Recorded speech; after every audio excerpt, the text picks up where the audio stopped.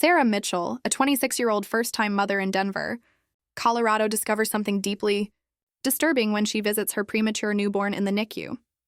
What begins as concern for her baby's unusual trembling quickly escalates into a horrifying realization about the hospital staff's negligence and cover-up. As Sarah fights to protect her vulnerable child, she uncovers a web of medical malpractice that threatens not only her baby's life, but her own sanity. This is a story of a mother's fierce determination to expose the truth and seek justice, no matter the cost. My name is Sarah Mitchell, and the moment I walked into that sterile NICU ward on October 15th, I knew something was terribly wrong. The fluorescent lights buzzed overhead, casting harsh shadows across the rows of incubators that housed Denver General's most vulnerable patients. The smell of disinfectant mixed with the constant hum of machines created an atmosphere that should have felt clinical and safe. Instead, it felt ominous. I was 26 years old, a new mother whose world had been turned upside down when my daughter Emma was born 6 weeks premature. The doctors had assured me she was stable, that the NICU was just a precaution. Standard procedure for preemies, they'd said with practiced smiles. But as I approached Emma's incubator, my heart stopped. My tiny daughter, all 4 pounds and 3 ounces of her, was shaking. Not the subtle movements you might expect from a newborn, but violent, uncontrollable tremors that made her entire body convulse against the soft blankets. "Excuse me," I called out to the nearest nurse, a middle-aged woman with graying hair pulled back in a tight bun. Her name tag read Jennifer. "My baby is shaking. Something's wrong." Jennifer looked up from her chart, and for just a moment our eyes met. What I saw there made my blood run cold. It was guilt, pure and simple. She quickly looked away, busying herself with paperwork that suddenly seemed incredibly important. "It's normal for premature babies to have some muscle spasms," she said without looking at me again. Her voice was steady, but I could hear the slight tremor beneath the professional tone. "Nothing to worry about. Normal?" I pressed my face closer to the incubator's glass. Emma's little arms were jerking so violently that the monitoring wires attached to her chest were pulling taut. "This doesn't look normal to me." The NICU was busy that Tuesday afternoon. Machines beeped rhythmically, creating a symphony of life support that echoed off the pale green walls. Other parents sat in uncomfortable chairs beside their babies' incubators, some reading, others just watching with that mixture of hope and terror that only NICU parents understand. But none of their babies were shaking like mine. "Where's Dr. Hendricks?" I demanded, naming the neonatologist who'd been overseeing Emma's care since her birth 3 days ago. "I need to speak with him immediately." Jennifer finally looked up, and this time I saw something else in her expression. Fear. "Dr. Hendricks is in surgery," she said quickly. "He won't be available for several hours." I felt my chest tighten. 3 days ago, my husband Marcus and I had been planning a nursery and buying tiny onesies, imagining lazy Sunday mornings with our perfect baby girl. Now I was standing in a hospital, watching my daughter suffer while a nurse avoided my questions. "Then get me another doctor," I said, my voice rising despite my efforts to stay calm. "Anyone. My baby is clearly in distress." The woman at the incubator next to Emma's, a tired-looking mother in her 30s, glanced over with sympathy. She'd been here longer than me. I could tell by the way she moved around the NICU like she knew every corner, every sound. "The shaking started about an hour ago," she whispered when Jennifer stepped away to check on something. Her name was Linda, and her twin boys had been in the NICU for 6 weeks. "I've been watching because, well, it's hard not to notice." My stomach dropped. An hour? Emma had been convulsing for an hour, and no one had called me? "Did you see what happened before it started?" I asked Linda, grateful for another mother's honest eyes. Linda glanced around nervously, then leaned closer. There was some commotion around her incubator earlier. A few nurses looking panicked. Then they all left very quickly, and about 20 minutes later, the shaking started. I felt the room spin slightly. "What kind of commotion?" I couldn't hear everything, but one of them said something about the wrong dosage, and another one kept saying, "We need to figure out what to do about this."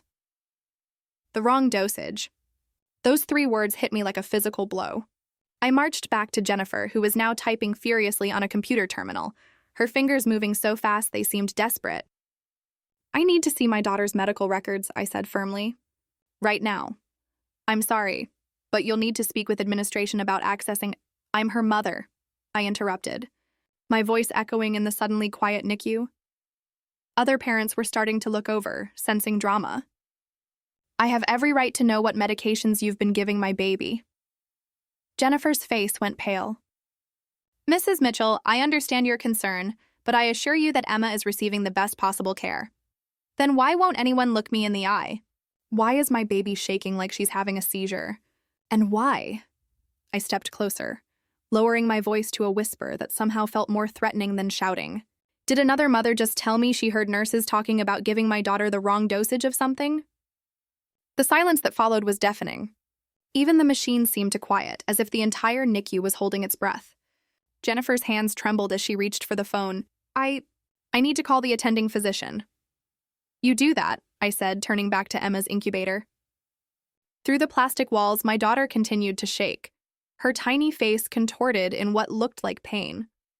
And while you're at it, call security too.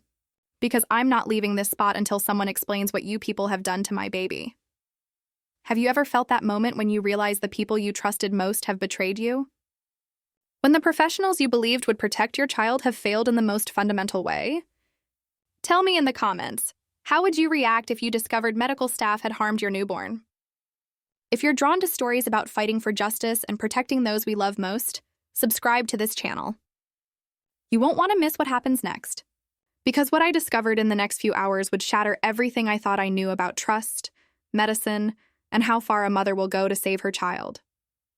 The security guard arrived first, a heavy-set man in his 50s who looked like he'd rather be anywhere else than mediating a dispute in the NICU. His name tag read, Officer Martinez, and when he approached, I could see the reluctance in his eyes. Ma'am, I understand you're upset, but you're causing a disturbance, he said gently, glancing around at the other parents who were now openly staring at the drama unfolding beside Emma's incubator. My baby is having what looks like seizures, and the staff won't give me straight answers, I replied, my voice steady, but my hands shaking as I pointed toward Emma. Would you call that a disturbance? Or would you call that a mother protecting her child? Officer Martinez looked through the incubator's clear walls at Emma, who was still trembling violently. I watched his expression change from mild annoyance to genuine concern. How long has she been doing that? He asked Jennifer, who was hovering nearby with a clipboard clutched to her chest like armor. It's normal muscle spasms for premature infants, Jennifer repeated, but even Officer Martinez seemed skeptical. I've got 3 kids of my own, he said slowly. That doesn't look normal to me. Just then, Dr. Patricia Reeves appeared, a woman I'd never seen before, wearing scrubs and a white coat that looked hastily thrown on. She was probably in her 40s, with short blonde hair and the kind of confident stride that suggested she was used to handling crises.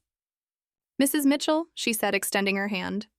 I'm Dr. Reeves, the chief of neonatology. I understand you have concerns about your daughter's care. Finally, someone with actual authority. Yes, I do. My baby has been having violent tremors for over an hour. Your staff is giving me vague non-answers. And I have reason to believe she may have been given the wrong medication. Dr. Reeves's poker face was impressive, but I caught the slight tightening around her eyes. May I ask where you heard about medication concerns? From another mother who witnessed your nurses discussing the wrong dosage around Emma's incubator. I watched Dr. Reeves carefully, looking for tells. Care to explain what that was about? The doctor glanced at Jennifer, who looked like she wanted to disappear into the floor. The exchange lasted maybe 2 seconds, but it spoke volumes. Let me examine Emma and review her chart, Dr. Reeves said smoothly. I'm sure we can clear up any confusion, but I wasn't done. Before you do that, I want copies of all her medical records from the past 24 hours. Every medication administered, every vital sign recorded, every note made by any staff member. Mrs. Mitchell, I understand your anxiety, but it's not anxiety, I cut her off. It's a mother's intuition that something is very wrong here, and I'm not moving from this spot until I get answers. Dr. Reeves looked around the NICU, clearly aware that our conversation was being overheard by other families. The last thing any hospital wanted was word spreading that they might be harming babies. Officer Martinez, she said carefully, could you please escort Mrs. Mitchell to my office? We can discuss this more privately. I'm not leaving my daughter, I said firmly. Whatever you have to say can be said right here. That's when I noticed Linda, the mother of the twins, slowly moving closer to our group. She was pretending to organize supplies near her baby's incubators, but I could tell she was listening intently. Dr. Reeves opened Emma's chart with deliberate calm, but I could see her hands weren't quite steady. She scanned the pages, and I watched her face grow increasingly pale. There seems to be some documentation issues with Emma's medication schedule, she said finally. Documentation issues? I repeated, my voice rising. What kind of documentation issues? It appears there may have been a miscalculation in her caffeine citrate dosage. The words hit me like a physical slap. Caffeine citrate was a medication commonly given to premature babies to help with breathing problems, but I knew from my obsessive research during Emma's first days that dosing had to be precise. How much of a miscalculation? I asked, though I was already dreading the answer. Dr. Reeves looked at Jennifer, who was now visibly trembling. It appears she may have received approximately 3 times the recommended dose for her weight. The NICU seemed to tilt around me. 3 times the recommended dose. No wonder Emma was shaking. She was essentially overdosing on a stimulant. When? The word came out as barely a whisper. The error occurred during the 2 p.m. medication round. I looked at the clock on the wall. It was now 4:30 p.m. Emma had been suffering from a drug overdose for 2.5 hours, and no one had called me. What are you doing to counteract the overdose? I demanded. We're monitoring her vital signs closely, and that's not what I asked. My voice was getting louder, and I didn't care who heard. What specific medical intervention are you providing to help my daughter process this overdose? Dr. Reeves exchanged another look with Jennifer. The medication will metabolize naturally over the next several hours. Several hours? I felt like I was losing my mind. You overdosed my premature baby with a stimulant, and your solution is to wait and see? That's when Linda stepped forward, no longer pretending to organize supplies. Excuse me, she said quietly, but shouldn't there be an antidote or something? When my son had a medication reaction, they gave him something to counteract it immediately. Dr. Reeves looked annoyed at Linda's interruption. Each case is different, Mrs. Thompson. Linda Thompson? And I've been in this NICU for 6 weeks, so I've seen how you handle medication errors. She looked directly at me. They should be doing more than just monitoring. I felt a surge of gratitude toward this woman who barely knew me but was willing to speak up for Emma. I want a second opinion, I said firmly. I want another doctor, preferably from outside this hospital, to examine Emma immediately. Mrs. Mitchell, that's really not necessary. It's absolutely necessary, I interrupted. You've admitted to giving my baby 3 times the correct dosage of medication. You failed to notify me for over 2 hours. And now you're suggesting we just wait it out while my daughter suffers. Officer Martinez, who had been quietly observing, finally spoke up. Doc, if it were my kid, I'd want that second opinion too. This seems like a pretty serious mistake. Dr. Reeves looked cornered, and I could see her calculating her options. The NICU was full of witnesses, other parents who were now fully invested in this drama, and a security guard who clearly sympathized with me. I'll call Dr. Sarah Chen from Children's Hospital, she said finally. She's one of the top pediatric toxicologists in the state. Good, I said, turning back to Emma's incubator. My daughter's shaking hadn't lessened at all. If anything, it seemed worse. Her little face was red from the effort of all that involuntary movement. And Dr. Reeves? I added, looking her straight in the eye. I hope your hospital's lawyers are good, because this conversation is just the beginning. The doctor's professional mask slipped for just a moment, and I saw real fear there. What do you mean? She asked. I mean that if my daughter suffers any lasting damage from your negligence, I'm going to make sure everyone knows exactly what happened here today. What would you do if you discovered medical professionals had overdosed your premature baby and then tried to cover it up? How far would you go to ensure justice? Share your thoughts in the comments below. If you're following Sarah's fight for her daughter, make sure you're subscribed and hit that notification bell. This story is far from over, because what happened next would test everything I thought I knew about the medical system and reveal just how deep this cover-up really went. Dr. Sarah Chen arrived at Denver General within 45 minutes of Dr. Reeves's call, and I knew immediately that this woman was different.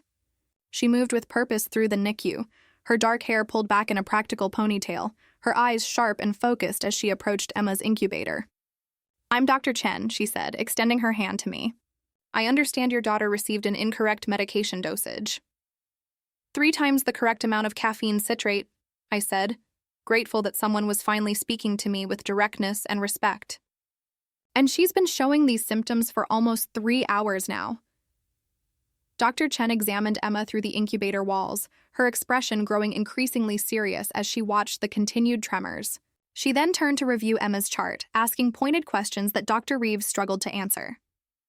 "Has activated charcoal been administered?" Dr. Chen asked. "We felt monitoring was the most appropriate." "That wasn't what I asked," Dr. Chen interrupted curtly. "This baby is showing signs of caffeine toxicity. The standard protocol includes supportive measures beyond simple observation." I felt vindicated hearing another doctor confirm what my instincts had been telling me. Emma needed more than just waiting around. "What should be done?" I asked Dr. Chen directly. "First, we need to provide supportive care to manage the symptoms while her body processes the excess caffeine. That includes careful monitoring of her heart rate and potential seizure activity, neither of which appear to have been adequately addressed." Dr. Chen began writing orders rapidly, calling for specific medications and interventions that should have been started hours earlier. As she worked, she continued questioning Dr. Reeves about the hospital's protocols. "How exactly did this dosing error occur?" Dr. Chen asked. Dr. Reeves looked uncomfortable. "We're still investigating the specifics."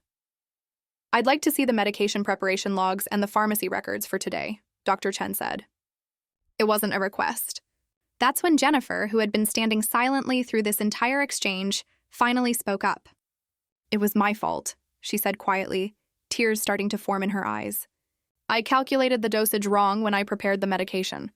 I've been working double shifts because we're short-staffed, and I made a mistake." The honesty was refreshing after hours of evasion, but it also made everything more real. This wasn't some systematic failure. It was human error that had put my daughter at risk. "Thank you for being honest," I said to Jennifer, though I was still angry. "But that doesn't explain why no one called me when Emma started showing symptoms." Jennifer looked at Dr. Reeves, clearly waiting for permission to speak. When the doctor said nothing, Jennifer continued. "We were told to observe first and see if the symptoms resolved on their own. Dr. Hendricks said that calling parents about every minor reaction would create unnecessary panic. Dr. Hendricks, the neonatologist who had supposedly been in surgery but was clearly involved in the decision to hide this from me." "Minor reaction?" I repeated, incredulous. "Look at her."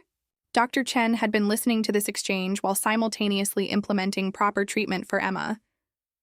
"Mrs. Mitchell, your daughter should be showing improvement within the next few hours as we support her through this. But I need you to know that this level of caffeine toxicity could have caused serious complications if left untreated much longer." The weight of those words hit me hard. My baby could have suffered permanent damage or worse because of negligence and cover-up. Over the next few hours, with proper medical intervention, Emma's tremors gradually subsided. Dr. Chen stayed personally to monitor her progress, something that stood in stark contrast to the way Dr. Reeves had tried to minimize the situation. "She's going to be okay," Dr. Chen told me around 9 p.m. as Emma finally lay still and peaceful in her incubator. "Her vitals are stabilizing, and there don't appear to be any lasting effects from the overdose." The relief was overwhelming, but it was mixed with a fury that had been building all day. "What happens now?" I asked. "Now you heal," Dr. Chen said. "Both of you. But I would strongly recommend documenting everything that happened today and speaking with the hospital's patient advocate about this incident." I had already been thinking along those lines. "I'm going to do more than that."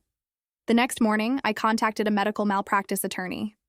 The lawyer, Patricia Winters, was a woman in her 50s who specialized in cases involving hospital negligence. When I told her Emma's story, she was immediately interested. "The cover-up is almost worse than the initial error," she told me during our first meeting. "Medical mistakes happen.